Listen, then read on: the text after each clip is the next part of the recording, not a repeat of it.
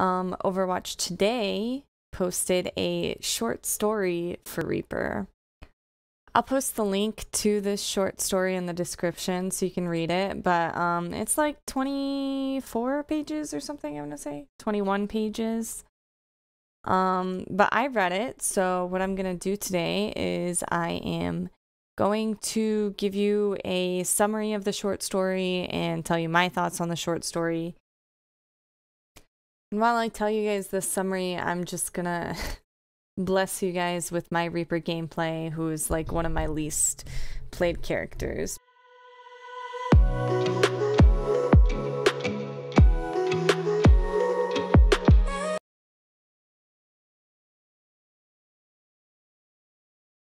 Basically, the story begins by telling us about Reaper being in an explosion that would have cost him his life if it weren't for Moira. Moira saves his life by injecting him with one of her experiments, although whatever she injected him with enhances his abilities, it also ends up enhancing his rage. This is the main theme of the story. Primarily, we are following Reaper as he goes on a Talon mission instructed by the original Doomfist, not the Doomfist we know in the game, but the original Doomfist, who tells him to capture a specific person that's being held in a facility. On the way to the mission, Reaper has a conversation with, I'm so sorry if I'm pronouncing this wrong, I don't know how to pronounce it, Akande? I think. I feel like I said that so white girl. Akande? Anyways, I don't know how exactly that's supposed to be pronounced, but Akande seems right.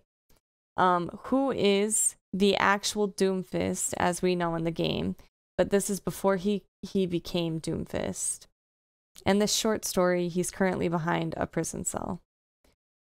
Doomfist talks about Reaper's time as a cop and makes Reaper have an introspective moment in which he realizes he probably wasn't actually doing any good as a cop.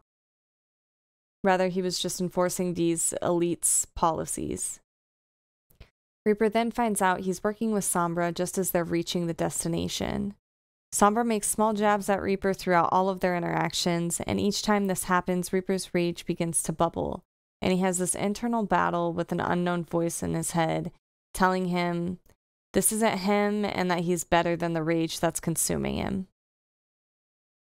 We later find out that this voice belongs to a woman that he used to be close with, assuming it was his wife, some sort of significant other. And he also briefly mentions a child that they assumedly had together. There's a lot of combat filler, and in this filler there's moments where Reaper is enjoying killing these agents, and other moments where he's paying them respects because he realizes they all had their own lives and families. Eventually, Sombra and Reaper make it to their target, Sigma. Sombra begins hacking a computer found inside his cell while Reaper is urging her they need to take Sigma and go. Sombra makes a jab at Reaper again, and this leads to a face-off with their guns pointed at each other. However, they get interrupted by a bullet that passes between them. They turn to see that Widowmaker was the one who shot it. She instructs the other Talon agent she brought to gather Sigma and mentions to Reaper that they were sent by Doomfist in case anything went wrong with Sombra and Reaper's mission. By the end of the story, Reaper decides that he will give in to the rage, letting it take over. While there wasn't actually much backstory, I did enjoy getting a little glimpse into Reaper's past life. I will say that the short story is extremely edgy. Considering it's from Reaper's point of view, I kind of get it. But it is also nice to clear up why he joined Talon and how he got to the way he is now. I will say I haven't gotten to Reaper's lore yet, so this is actually the first time I've read any of Reaper's lore. So I could be missing bits and pieces here. My hope coming from this short story is that they're going to start diving more into all of the Talon members, and we will hopefully be getting more lore for characters like Sombra and Sigma. The short story was disappointing in a way to me because Sombra still feels like such a surface level character. She's had a cinematic, she's been featured in this short story, and it just feels like they haven't really given her character any true depth. And while I think this short story did give a little bit of depth to Reaper, it does feel slightly lacking in a way. Like, there could have been more to it. I personally still enjoyed reading it. I would suggest reading it. But I do understand people's issues with the short story. I think the main reason that people don't like this story is because it officially kills the Soldier 76 and Reaper ship, which, I'm gonna be honest, I didn't even know that was a real ship. I have never seen anything in the game. I haven't gotten to Soldier or Reaper's lore yet, so I might change my mind when the time comes, but I've never seen anything officially in the Overwatch scene from the Overwatch team that these two were romantic partners. So I'm not sure if maybe the community grabbed something and took something out of context, or saw a little glimmer of hope for Soldier 76 and Reaper ship and just like held on to that. But